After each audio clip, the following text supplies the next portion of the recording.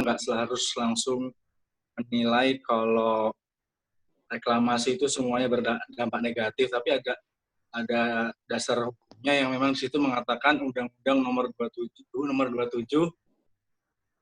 itu pada pasal 34 menjelaskan bahwa hanya dapat dilaksanakan jika manfaat sosial dan ekonomi yang diperoleh itu lebih besar. Nah, berarti kan diperlukan analisis dulu Pak di lingkungan itu, apakah manfaat sosialnya itu lebih besar gitu Pak daripada kerusakan lingkungannya gitu.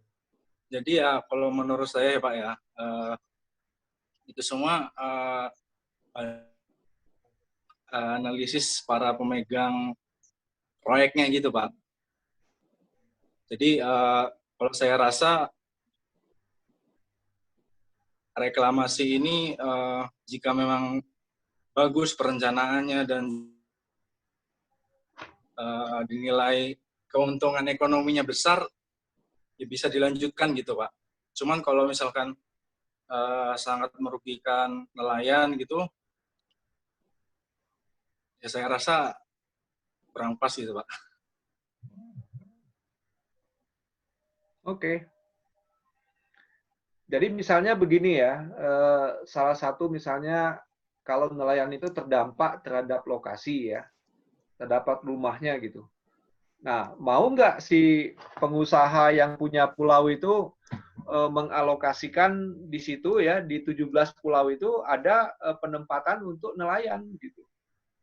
Nah, saya nggak yakin mereka mau memberikan lokasi di 17 pulau itu kan berapa duit itu. Ya, tanahnya mahal sekali. Mau nggak mereka mengalokasikan sekian persen dari luas pulau itu diperuntukkan untuk nelayan-nelayan yang kehilangan tempat tinggal. Nah, itu aja contoh kuncinya. Mereka mau atau enggak gitu. Ya. Tapi Pak, kan sebelum melakukan pembangunan di suatu wilayah itu kan apa nggak biasanya itu Pak harus meminta izin sama tokoh-tokoh setempat dulu gitu Pak? Ah, kamu kayak nggak tahu aja di Indonesia semua bisa diatur, kok gimana kamu? Asal ada duit. Iya Pak. Ini nggak usah Berarti jauh-jauh lah, IMB. Ini aja di perumahan kompleks saya ini. Berapa banyak orang-orang yang merenov rumahnya yang jadi macam-macam lah ya. Nah, itu saya yakin IMB-nya nggak diurus itu Pak Zul. Iya Pak. Jadi dia bangun aja gitu. Berubah menjadi Jadi ruko. semula kompleks yang tadinya beraturan gitu Pak Zul, nah setelah dibangun itu jadi ya gimana? Jadi khawatir lama-lama kompleks saya juga jadi kumuh nanti ini. Mungkin karena edukasi juga yang tidak banyak yang belum tahu Pak. Kan seperti peraturan-peraturan mengenai kalau presidensial itu tidak boleh digunakan sebagai tempat berjualan ataupun menjadi pabrik kecil-kecilan. Tapi sepertinya banyak masyarakat yang juga belum mengetahui sehingga ketika beli rumah di perumahan asumsinya ya bebas untuk diubah menjadi apa saja. Mungkin sih. Ya, makanya kembali lagi sosialisasi ya dari pemerintah itu masih kurang sekali gitu ya. Dan juga penegakan hukum itu kuncinya juga. Jadi saya yakin lah kalau orang yang terutama yang baru-baru ya, kalau rumah-rumah yang lama enggak ya, kalau yang baru-baru pasti dia tahu urgensi dari IMB itu. Jadi kalau dia merenovasi sementara tidak mengurus IMB yang baru, sebetulnya mereka tahu bahwa mereka melanggar itu sebetulnya Pak Zul. Tapi dia juga tahu bahwa nggak akan ada penegakan hukum terkait dengan pelanggaran itu. Jadi mereka anteng aja gitu. Iya, tapi juga serba salah Pak. Seperti contoh yang PSBB beberapa hari lalu dan akhir-akhir ini kan saya melihat masyarakat Indonesia juga diingatkan dengan baik-baik malah jadinya ada yang mukul siapa? Ya itu Pak Zul, karena pemerintah juga nggak konsekuen. Jadi kalau dia memutuskan PSBB, apa yang harus disiapkan oleh pemerintah? Nah itu juga. Ya kalau bicara kan itu. Masyarakat kan simpel aja dia ngomong, loh saya nggak boleh keluar rumah. Padahal saya keluar rumah untuk mencari uang, untuk menghidupi. Loh sekarang saya disuruh tinggal di rumah, saya makan apa katanya, kan gitu Pak Zul. Iya itu Pak. Ya, membahas itu sangat panjang nanti pasti malah. Iya. Dan terus bilang gini, loh pemerintah ngomong mau bagi uang 600.000 loh, sampai detik ini saya nggak peroleh itu uangnya katanya. Iya. Atau ada yang mengatakan, loh saya satu RT 100 kepala keluarga cuma 2 orang yang dapat. Ya, Yang 2 orang itu dapat, juga iya. sebetulnya tidak layak loh. Terus gimana Pak Zul? Iya itu Pak. Itulah kesusahannya. Jadi memang ini ya, apa di kita itu seringkali juga masalah yang sederhana dibuat rumit gitu. Nah, begitu dapat masalah yang rumit, ya nggak bisa apa-apa Pak Zul ya, seperti sekarang ini. Jadi pusing. Contoh yang sederhana begini ya, supaya kalian itu dapat memahami materi kuliah dengan baik. Nah, sebetulnya sederhana, ikuti kuliah dengan baik. Bagaimana caranya? Ya, jangan ngantuk di kelas, jangan ngobrol, ikuti dengan seksama. Kalau tidak tahu bertanya. Sebetulnya simpel kan Pak Zul? Iya. Tapi coba tanya ke mereka ini, mereka lakukan nggak itu? Nah, jadi kadang-kala ya, nanti kalau misalnya kalian mengalami kesulitan ya, tidak paham-paham nih mengenai materi kuliah. Nah, menurut saya itu tidak pahamnya itu ya bukan apa-apa, ya kalian sendiri yang salah karena tidak belajar sebagaimana mestinya. Jadi itu yang saya maksud ya. Seringkali masalah itu kita temukan atau kita hadapi karena kita sendiri yang membuatnya gitu. Catat itu ya, Eka Junarsa 2020 gitu. Ya, quote hari ini ya. Quote hari ini itu. Jadi masalah itu seringkali timbul ya. Masalah itu seringkali timbul bukan disebabkan oleh siapa-siapa, tapi penyebabnya adalah diri sendiri. Ya, penyebabnya adalah diri sendiri. Atau masalah itu memang dibuat oleh diri kita sendiri.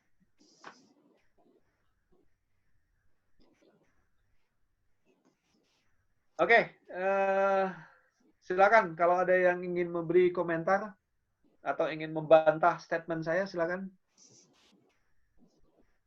Punten Pak, tadi ada Raja Hendra ingin bertanya. Oke, silakan Raja Hendra.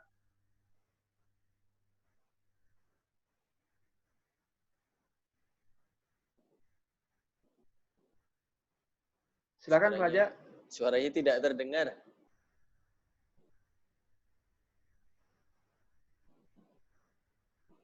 Masih tidak Volumenya terdengar. kamu belum dibesarkan itu, Raja. Masih tidak terdengar.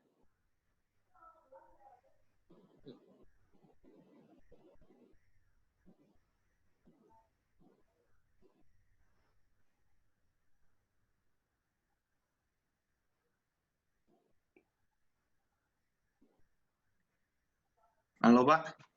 Nah ya, sudah terdengar, silakan. Saya Raja Hendra dari Teknik Kelautan, Pak. Ya, silakan. Saya ingin bertanya mengenai reklamasi yang di Jakarta. Salah satu tujuannya itu yang saya baca dapat menjadi solusi dari banjir di Jakarta. Sedangkan yang kita tahu kalau di Jakarta itu, di tepatnya bagian utara itu udah mengalami land subsidence. Itu gimana ya Pak? Maksudnya mereka mau reklamasi, menambah daratan dengan menaikkan tanah, tapi juga mengalami penurunan tanah. Apakah gimana? Oke, mendapatkan dari dua sumber yang berbeda ya. Nah, ini yang hebatnya Pak Zul. Ya, Pak. Dua-duanya dikatakan ahli, tapi sangat bertentangan gitu. Nah, ini ada salah satu dosen dari Teknik Kelautan ITB ya. Pasti mungkin kalian juga tahu itu ya. Nah, dia mengatakan sangat menolak yang disebut dengan reklamasi itu, bahwa itu nanti akan bisa mengatasi masalah banjir di Jakarta. Ya. Pokoknya dia menolak habis itu. Bahkan mengatakan ya, saya ingin tahu tuh ahli-ahli yang disewa Bappenas itu ternyata katanya ya, itu kan perusahaan ecek-ecek dari Belanda itu. Dan dia ternyata sudah melihat juga karya ilmiah atau apa itu dia dengan kata lain dia mengatakan itu bukan ahlinya lah gitu ya, yang dari Belanda. Padahal itu sangat digadang-gadang oleh Bappenas untuk kemudian menerbitkan semacam blueprint ya untuk pembangunan 17 pulau buatan itu gitu. Nah, jadi repot ini Pak Zul. Jadi sama-sama ahli tapi pendapat mereka berbeda gitu. Nah, kalau kita kan Pak Zul, kalau ada dua pendapat yang sangat berbeda ya, jadi satu yang menentang reklamasi dengan segala macam alasan, kemudian satu lagi yang sangat mendukung reklamasi juga dengan sekian alasan. Nah, sebetulnya kalau dari sisi itu ya, kita harus cari yang disebut dengan pendapat ketiga gitu. Nah, pendapat ketiga ini memang harus netral ya. Jadi netral dalam arti kata dia tidak memihak ke siapa-siapa, tapi murni sepenuhnya didasarkan pada data ya. Karena bagaimanapun kan begini, analisis itu pasti didasarkan pada data ya. Nah, pertama nanti datanya itu harus memang data terbaru, data terkini. Nah, dengan ini saja misalnya dengan data batimetri yang sudah berubah ya, itu pasti pemodelan-pemodelan yang sebelumnya dilakukan oleh teknik kelautan yang mendukung proyek reklamasi itu pasti udah hancur semua itu modelnya, udah nggak bener lagi. Karena salah satu data utama ya, coba nanti tanya Ismail ya, salah satu data utama untuk pemodelan itu kan data batimetri ya, Ismail ya. Nah, jadi kalau data batimetrinya itu, betul kan? Ismail? Iya, Pak. Nah, betul. Begitu data batimetrinya itu sudah berubah, ya hancur itu model, udah nggak sesuai lagi, jadi harus ada pemodelan baru lagi gitu, ya. Nah, itu yang pertama. Kemudian yang kedua juga ini yang repot ya. Yang repotnya itu makanya betul ya. Dulu ada yang mengatakan begini, udahlah kalau sudah menjadi penguasa, jadi artinya pemerintah ya, jangan sekaligus sebagai pengusaha, nggak boleh. Nah, ini repotnya kita itu dia itu penguasa juga pengusaha gitu. Nah, ini repot ya. Jadi dia dalam mengambil keputusan itu pasti ada konflik interest gitu, ada kepentingan lain yang ikut di situ. Jadi tidak sepenuhnya misalnya ya semata-mata pembangunan itu untuk keamanan dan kesejahteraan masyarakat. Nah, itu yang repot kan kita di situ problemnya. Karena dia itu penguasa sekaligus pengusaha gitu. Itu problemnya kita Pak Zul menurut saya ya. Iya. Jadi ada ini opini ketiga Pak Zul. Iya, betul Pak. Sedikit dan opini menambahkan. Ketiga ini harus bebas dari kepentingan sebelumnya gitu. Sedikit menambahkan juga Pak bahwa memang perbedaan pendapat di dunia akademis itu kan mungkin bisa dikatakan sering terjadi, bukan sesuatu yang sangat dihindari kan, tidak, malah adanya exercise akademik itu kan baik, mungkin kalau jawaban dari Raja. Dan betul sekali memang seperti mencari dokter yang baik begitu ya. Jadi tidak cukup hanya first opinion, second opinion, bahkan juga perlu third opinion. Cuman bedanya kalau yang saya tangkap mereka orang-orang yang berkomentar ataupun mungkin ahli-ahli itu tidak mencoba bertemu di satu forum yang yang bisa bertemu bersama dan langsung bisa didiskusikan secara secara baik dan akademis di situ gitu, ataupun berlawanannya itu di paper atau di jurnal. Itu yang di Indonesia mungkin masih belum kelihatan. Orang kalau berkomentar ya udah berkomentar seenak-enaknya aja tanpa menyampaikan hasil dari penelitian atau hasil yang bisa mendukung apa yang dia sampaikan. Istilahnya netizen nyinyir terserah mau berkata apa, jadinya agak susah untuk berdiskusi secara akademis. Menurut saya begitu. Ya. Tapi Pak Zul yang tadi saya sampaikan ya, yang dosen teknik kelautan ITB itu dia ada data-datanya yang dia sampaikan Pak Zul. Oh, iya Pak. Tapi apakah cuma ya betul. Jadi sayangnya dia nggak pernah ya, itu Pak. Malah cenderung dibungkam gitu kan, ada beberapa orang yang betul. Jadi itulah ya Raja ya. Jadi penyebabnya itu menurut saya sebetulnya simple ya. Karena ada kepentingan di situ. Ya, betul. Karena banyak kepentingan di situ. Selain murni bahwa itu untuk katakanlah untuk kemaslahatan banyak orang gitulah. Nggak mungkin juga semua ya, tapi paling tidak banyak orang lah gitu ya. Itu ya problemnya di kita itu. Ya. Makanya nanti kalian semua selalu akan dihadapkan pada dua pilihan itu kalau terkait dengan proyek-proyek yang yang katakanlah yang bisa menimbulkan masalah ya atau kontroversial gitu. Nah, nanti Anda tinggal mau ikut terlibat atau tidak gitu aja, Raja.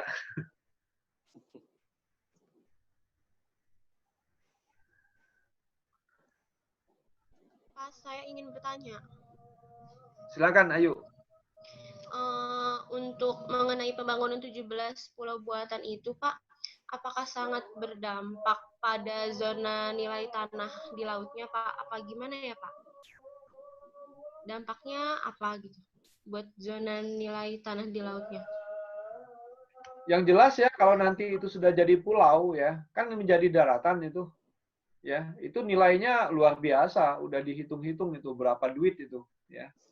Artinya orang-orang yang sudah menanamkan investasi di situ akan mendapatkan keuntungan yang luar biasa gitu. Makanya saya tidak yakin ya Pak Zul ya, orang yang punya itu nanti mau memberikan sebagian katakanlah 30% gitu dari tanahnya itu ya, tanah hasil reklamasi yang telah menjadi pulau buatan itu diberikan kepada nelayan di pesisir Tanjung Priok. Saya nggak yakin itu Pak Zul.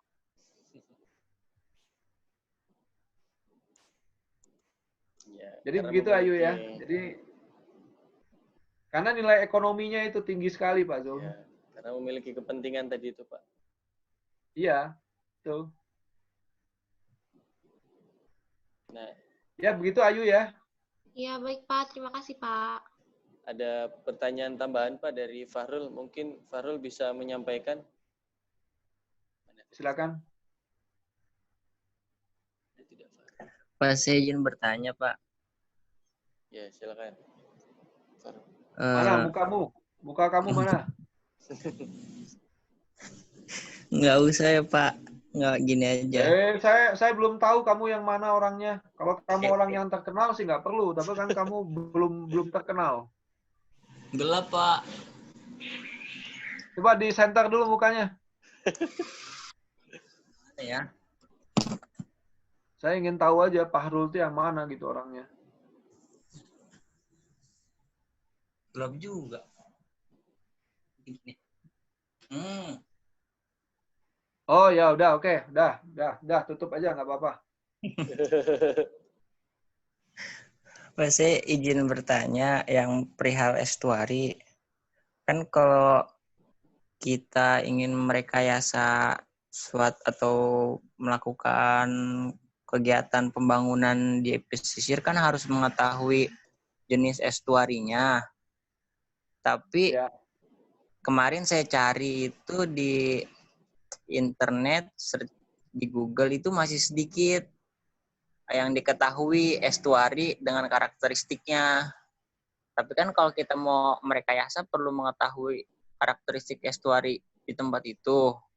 Itu kita melakukan survei apa sudah ada datanya di BG atau lainnya? Apa gimana Pak? Kalau misalkan kita survei, itu gambaran kita survei estuari itu biar tahu karakteristiknya itu seperti apa. Itu sih Pak, terima kasih. Ya, sebetulnya ini adalah proyek secara umum ya. Jadi proyek secara umum itu ada yang disebut dengan survei pendahuluan ya. Jadi pengalaman saya ya. Jadi survei pendahuluan itu kita harus mengetahui persis daerah yang akan disurvei itu seperti apa gitu ya. Nah, tentu saja terkait juga dengan seberapa banyak kita mengumpulkan data-data awal gitu ya.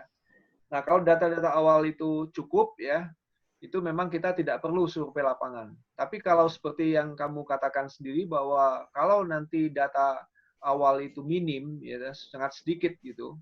Nah, memang harus dilakukan survei awal dengan cara mengunjungi lokasi. Itu memang harus begitu. Nah, sehingga dalam proyek ya, kalau nanti itu ada suatu proyek, ada tender, harus mengajukan proposal biaya dan sebagainya, maka survei pendahuluan berupa peninjauan lapangan itu harus dimasukkan menjadi salah satu item gitu ya. Nah, jadi item di mana memang Anda harus melakukan survei pendahuluan dengan cara peninjauan lapangan ya supaya mendapatkan informasi yang lebih lengkap terkait dengan proyek yang akan dikerjakan. Gitu komentar dari saya. Iya, Pak, baik, Pak. Oke, selanjutnya silakan yang lain. Ada Pak yang bertanya langsung ke saya tadi via chat, tapi Ya. saya minta untuk bertanya langsung di sini. Si Zain Pak, Zain ada kalau tidak salah. Silakan Jaim. Silakan. Bertanya saja langsung nggak apa-apa.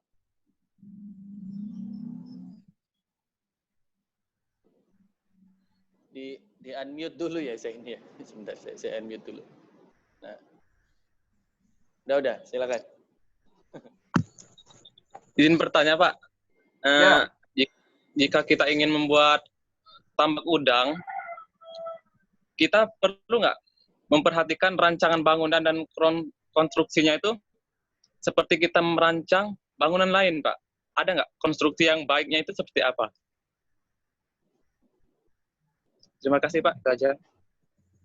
Waduh, saya nggak kompeten itu menjawabnya. Tapi kan logikanya begini ya, apapun usaha itu ya, katakanlah itu tambak udang gitu ya. Nah, kan mestinya harus dicek dulu di situ memang peruntukannya untuk tambak udang atau bukan gitu ya. Nah, tapi yang jelas ya bahwa Anda kan harus mengurus perizinan lebih dahulu ya. Mengurus perizinan apakah itu ke KKP atau ke dinas-dinas terkait ya, Dinas Kelautan Perikanan atau apalah ya. Yang pasti harus ada izin lah sebelum upaya penambangan itu ya. Jadi satu poinnya adalah izin ya.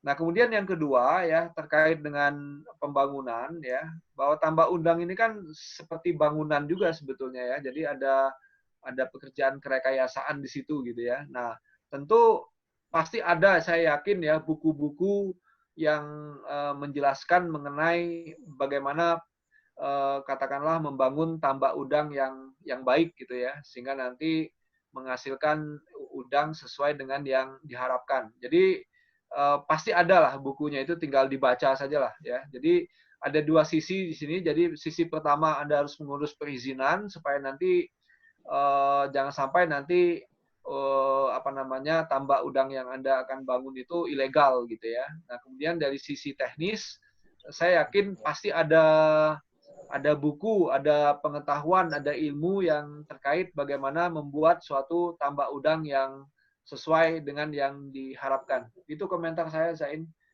Mungkin Pak Zul ada yang ditambahkan?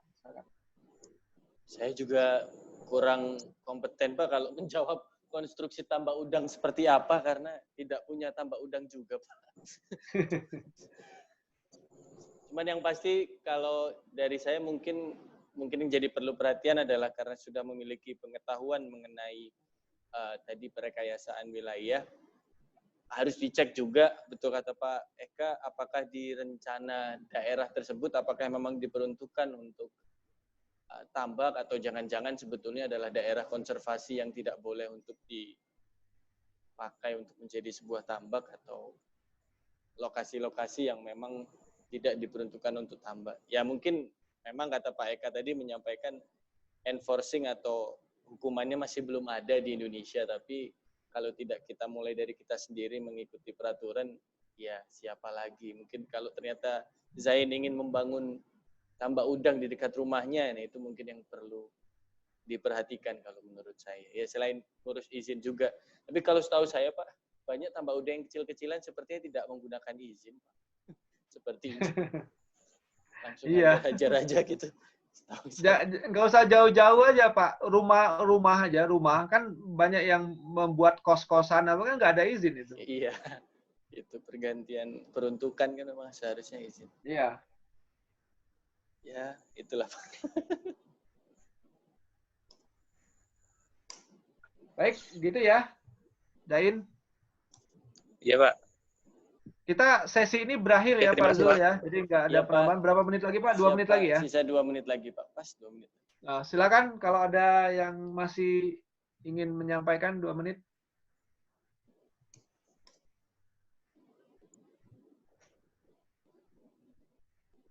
Wiwin tuh, dari tadi gelisah melulu tuh. Wiwin tuh. Wiwin S. Panjaitan, silakan.